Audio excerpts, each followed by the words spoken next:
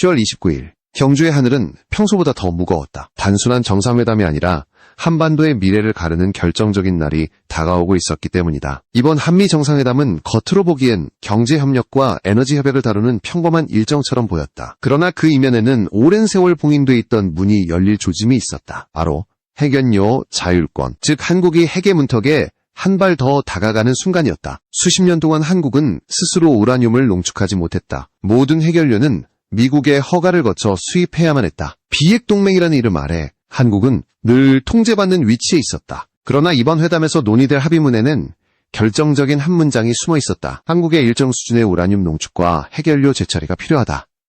바로 이 한 줄이 아시아의 힘의 균형을 흔들어 놓았다. 처음엔 아무도 이 문구의 의미를 제대로 이해하지 못했다. 하지만 전문가들은 단번에 알아챈다. 이건 단순한 에너지 협정이 아니라 사실상 핵기술 봉인의 해제 선언이었다. 미국이 스스로 금지선을 허물기 시작한 것이다. 왜 하필 지금일까? 그 배경에는 달라진 국제 질서가 있었다. 중국과 러시아, 그리고 북한의 연이은 핵도발 속에서 미국은 더 이상 동아시아의 균형을 혼자서 감당할 수 없게 되었다. 이제 한국이 단순한 보호 대상국이 아닌 핵 억제력의 한 축이 되어야 한다는 현실적 판단이 내려진 것이다. 한국은 이미 강력한 재래식 전력을 갖추고 있다. KF-21 전투기, 천무 다연장 로켓, 그리고 이지스 구축함까지. 그러나 아무리 강력한 무기도 핵 앞에서는 무력하다. 그래서 이번 협정의 한 문장은 단순한 기술적 합의가 아니다. 그것은 핵 없는 핵보유국을 향한 출발선이었다. 미국이 한국에게 완전한 핵무기 개발을 허락하지는 않겠지만 핵의 그림자를 다룰 수 있는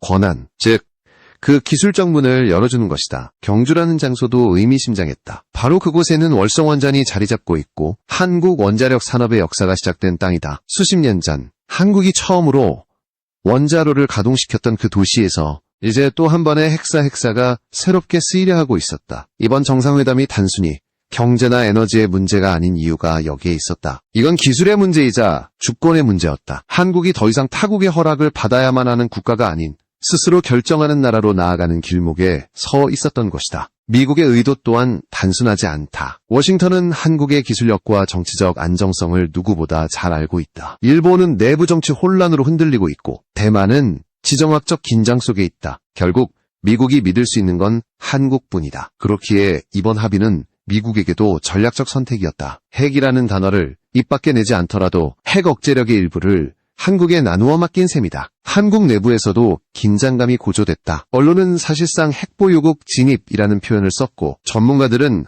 한국이 핵 없는 핵강국으로 가는 첫 관문이라 평가했다. 하지만 정부는 여전히 신중했다. 공식 입장은 민간, 원전용 연료의 자율성 확보였다. 그러나 국민들은 이미 알고 있었다. 이건 단순한 에너지 협약이 아니라 미래 안보 전략의 근본적 전환이었다는 것을. 한미협정의 수정은 단 한 줄일 수 있지만 그 파급력은 핵폭발에 맞먹는다. 한국은 더 이상 기술적으로 묶인 나라가 아니다. 미국이 직접 인정한 핵연료 자주권은 한국이 독자적인 방위체계를 구축할 수 있는 첫 신호탄이 되었다. 그리고 그 문이 열린 순간 세계는 경주를 주목했다. 한반도에서 또 하나의 역사가 태어나고 있었기 때문이다. 이제 문제는 하나였다. 미국이 허용한 20% 미만 우라늄 농축의 범위 안에서 한국이 어디까지 나아갈 것인가? 그 답은 이미 준비돼 있었다. 오랜 세월 동안 축적된 기술력, 원자로 설계 노하우, 그리고 세계 최고 수준의 조선 능력, 모든 조각이 맞춰지고 있었다. 남은 건 단 하나, 공식적인 허락뿐이었다. 그날 경주에서 열린 정상회담장에는 수십 개의 플래시가 번쩍였다. 하지만 그 어떤 카메라도 포착하지 못한 진짜 장면이 있었다. 한 장의 합의문, 그리고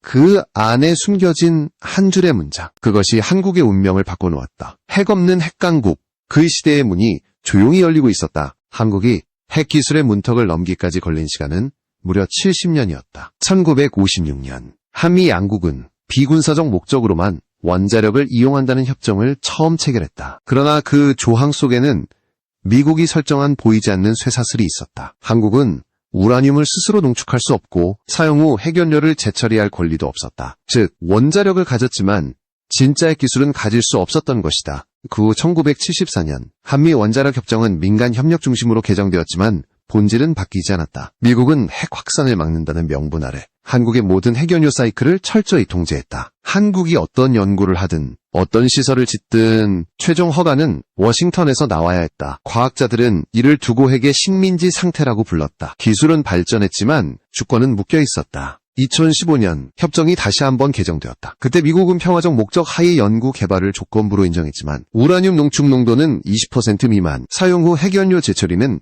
금지된 상태로 남았다. 말하자면 연구는 허용하지만 실험은 금지된 셈이었다. 그 제한 속에서 한국은 10년 넘게 독자 기술을 다듬었다. 소형 원자로, 파이로 프로세싱, 방사능 감시 시스템까지 모든 분야에서 독자 노하우를 쌓았다. 외형상 미국의 틀 안에 있었지만 실질적 기술력은 이미 세계 상위권에 도달해 있었다. 그리고 2025년 상황은 완전히 달라졌다. 이번 한미 정상회담의 팩트시트에는 전례 없는 문장이 포함되었다. 한국의 일정 수준의 우라늄 농축과 핵연료 재처리가 필요하다. 불과 몇 단어이지만 이는 과거 70년의 통제체계를 뒤집는 선언이었다. 미국이 스스로 금지선을 허물었다는 것은 곧 한국이 핵 자율국으로 인정받았다는 뜻이었다. 워싱턴 내부에서도 의견은 갈렸다. 일부 보수 진영은 핵 확산의 위험을 우려했지만 국방부와 에너지부는 실용적 판단을 내렸다. 이미 중국과 북한이 핵무기를 전략적으로 운용하고 있고 러시아까지 동북아의 영향력을 확대하는 상황에서 미국 은혜 걷는 동맹으로는 더 이상 균형을 유지할 수 없다고 판단한 것이다.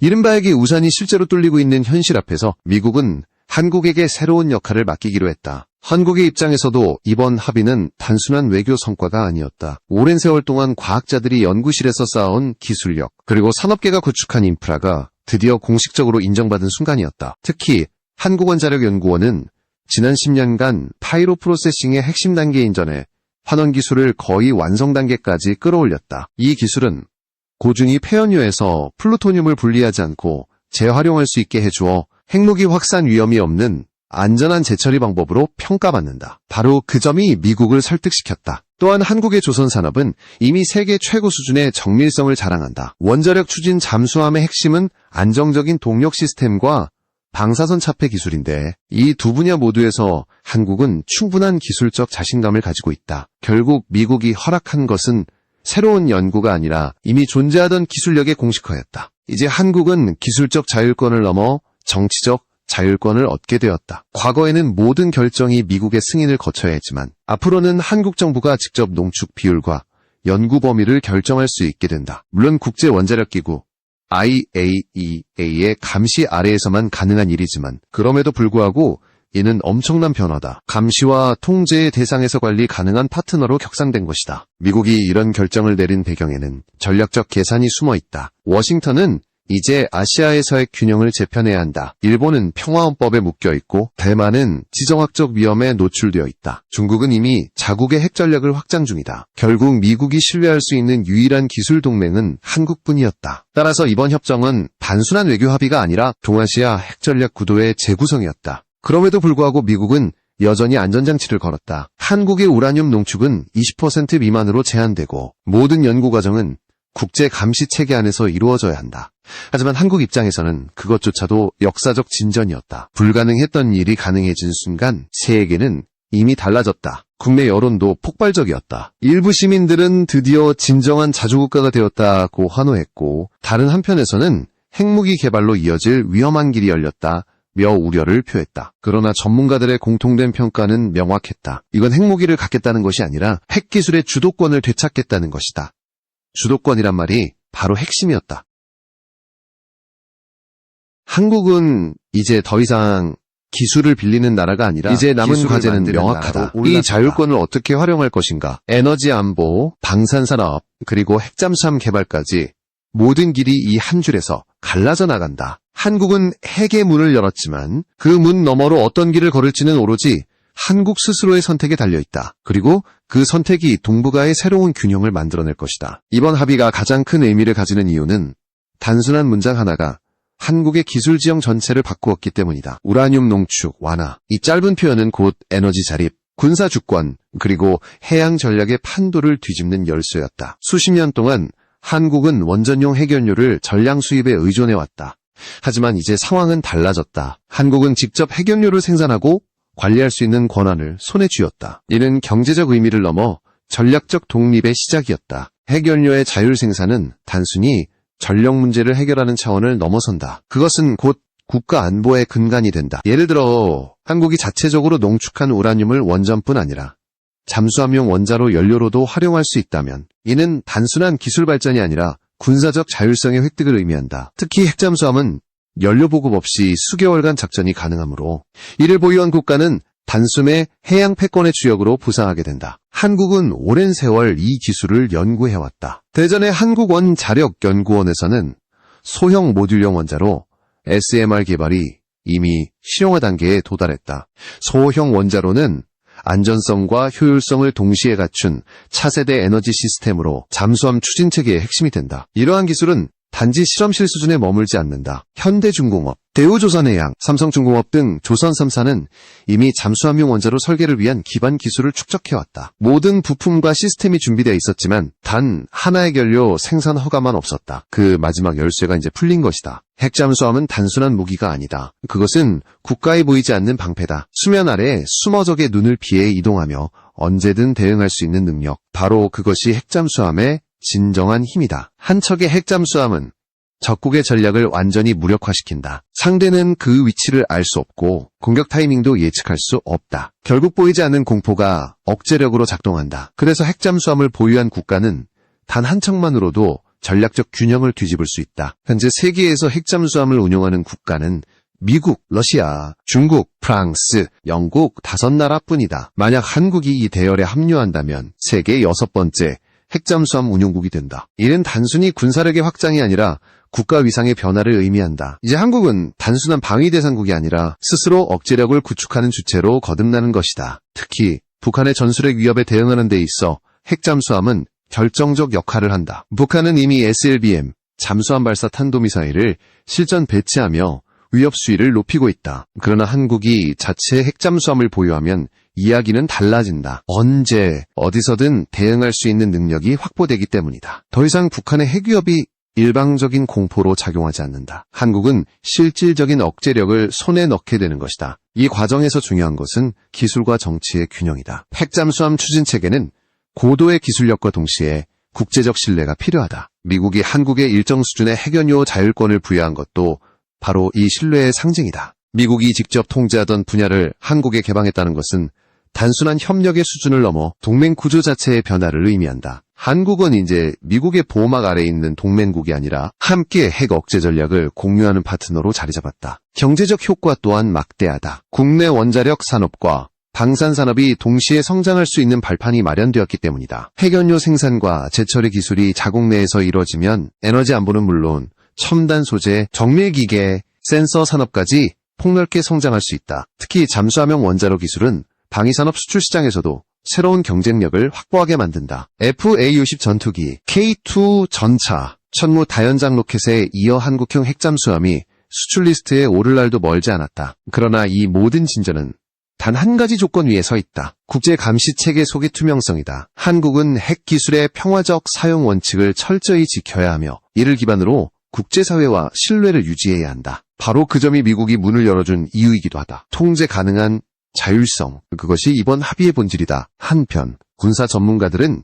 이 변화를 조용한 혁명이라고 부른다. 총성도 없고 전투도 없지만 그 영향력은 전쟁보다 크다는 뜻이다. 한국이 핵잠수함을 개발하고 자체 핵연료를 생산하는 순간 동북아 해양의 전략균형은 완전히 바뀐다. 중국의 남하 전략은 제동이 걸리고 일본의 평화헌법은 무력화되며 북한의 핵공갈은 더 이상 통하지 않는다. 한 척의 잠수함이 세계 질서를 재편하는 순간 그것은 기술이 만든 외교의 승리이자 힘으로 이룩한 자주권의 상징이다. 결국 이번 합의는 단순한 협정문 한 장이 아니다. 그것은 한국이에게 그림자를 다룰 자격을 얻었다는 선언이다. 그리고 이 선언은 에너지, 방산, 외교를 아우르는 거대한 변화의 시작이었다. 한국은 이제 더 이상 핵을 두려워하지 않는다. 핵을 통제하고 관리하며 전략적으로 활용할 수 있는 나라로 도약하고 있다. 바로 그 순간 세계는 깨달았다. 한국이 진정한 의미의 강국으로 변모하고 있음을. 이제부터가 진짜 본론이다. 한국이 우라늄 농축의 금지선을 넘어섰다는 것은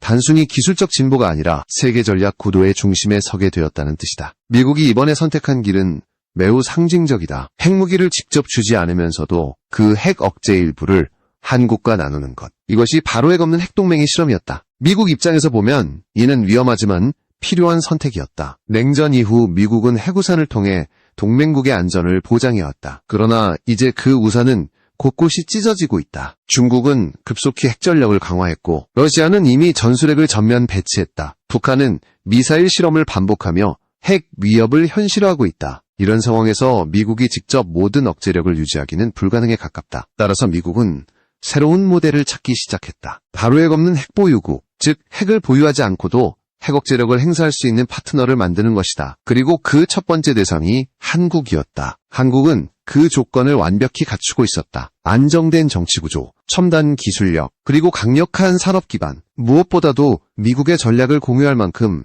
신뢰할 수 있는 동맹이었다. 미국은 한국의 핵 억제력의 분담자로 삼기로 결정했다. 핵무기를 넘겨주지는 않지만 그와 동등한 수준의 기술 접근권과 정보 공유를 허용함으로써 사실상 공동 핵전략 체계를 구축하는 셈이었다. 이 구조의 핵심은 억제력의 위임이다. 미국이 아시아에서 전면전을 치르지 않고도 지역 안정성을 확보하기 위해서는 한국이 자체 억제력을 보유해야 한다. 즉, 미국은 한반도의 방패를 한국에게 맡기고 자신은 전략적 유연성을 확보한다. 이로써 한국은 단순한 피보호국이 아니라 핵동맹의 한 축으로 격상된다. 이는 70년 한미동맹 역사상 처음 있는 일이다. 이제 한미관계는 보호와 의존의 관계가 아니라 분담과 균형의 관계로 재편된다. 과거에는 미국이 지켜준다는 표현이 자연스러웠다면 이제는 한국이 함께 지킨다로 바뀌었다. 워싱턴이 설정한 핵전략의 일부를 서울이 직접 실행하는 시대가 열린 것이다. 그 상징이 바로 이번 핵연료 자율권 합의였다. 이 변화는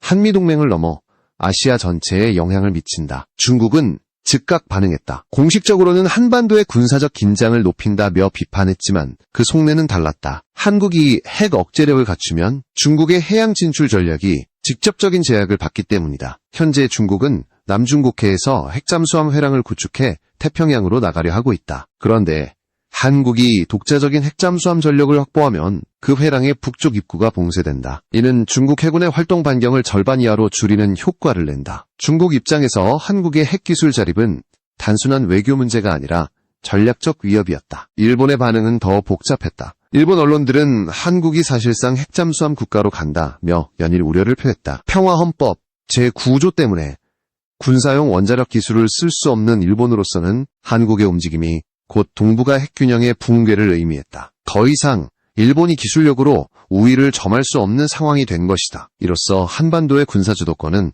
한국으로 완전히 기울었다. 북한의 반발은 예상대로 거칠었다. 평양은 즉각 성명을 내고 남조선이 핵보유국의 길을 걷고 있다고 비난했다. 그러나 국제사회는 이전처럼 흔들리지 않았다. 오히려 북한의 불만은 한국의 전략적 위치를 더 강화시켰다. 한국이 핵을 가지지 않아도 억제력을 확보했다는 사실이야말로 북한의 핵전략을 무력화시키는 가장 큰 요소였다. 이제 한국은행이 없는 핵강국으로 불린다. 핵무기를 보유하지 않지만 핵을 억제할 수 있는 능력을 가진 나라. 이 새로운 개념은 세계 안보 체계에 깊은 인상을 남겼다. 미국과 유럽, 심지어 인도까지 한국의 모델을 주목하고 있다. 핵이 없어도 핵 억제력을 가질 수 있다면 그것이 진정한 평화의 방식이 아닐까.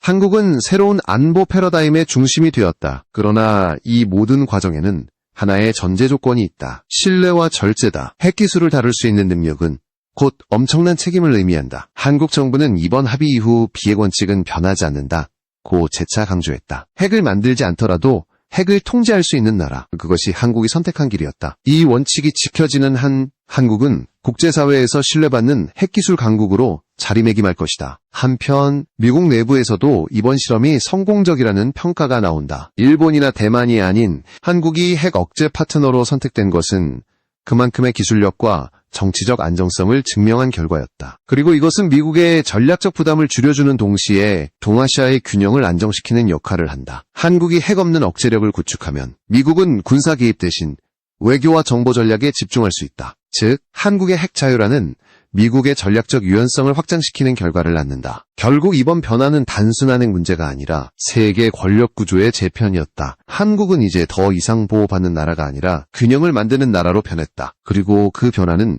핵무기 없이도 가능했다. 기술, 신뢰, 그리고 전략이 결합된 이 새로운 형태의 동맹은 앞으로 국제정치의 새로운 모델이 될 것이다. 한국의 한미합의 발표 이후 동북아의 공기는 즉시 달라졌다.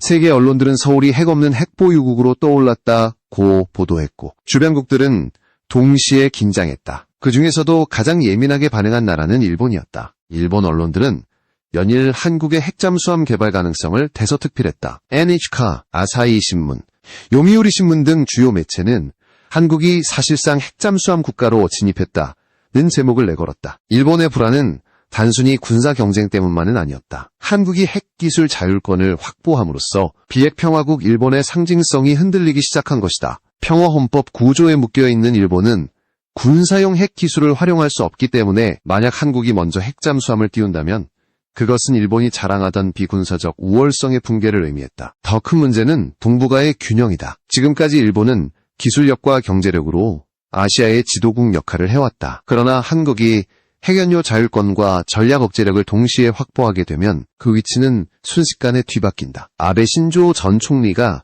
생전에 가장 두려워했던 시나리오, 한국이 기술력과 안보력 모두에서 일본을 추월하는 순간 이 현실이 된 것이다. 일본 보수층은 이미 한국의 핵기술 자립이 동북아 군비 경쟁의 도화선이 될 것이라며 강한 경계심을 드러냈다. 중국의 반응은 표면상으로는 차분했다. 외교부는 한반도의 긴장을 초래할 수 있는 모든 행위에 반대한다 고 발표했다. 그러나 그 말 속에는 복잡한 계산이 숨어 있었다. 중국은 현재 남중국해에서부터 동중국해에 이르는 핵잠수함 회랑을 구축하고 있다. 핵추진 잠수함이 태평양으로 진출할 수 있는 수중항로를 만드는 전략이다. 그런데 한국이 자체 핵잠수함을 보유하게 되면 그 회랑의 북쪽 입구가 봉쇄된다. 즉 한국이 중국 해군의 숨통을 쥐게 되는 셈이다. 더구나 한국은 미국과의 정보 공유를 통해 중국 잠수함의 움직임을 실시간으로 추적할 수 있는 능력을 갖게 된다. 이는 단순한 군사정보의 차원이 아니라 전략적 주도권의 이동을 의미한다.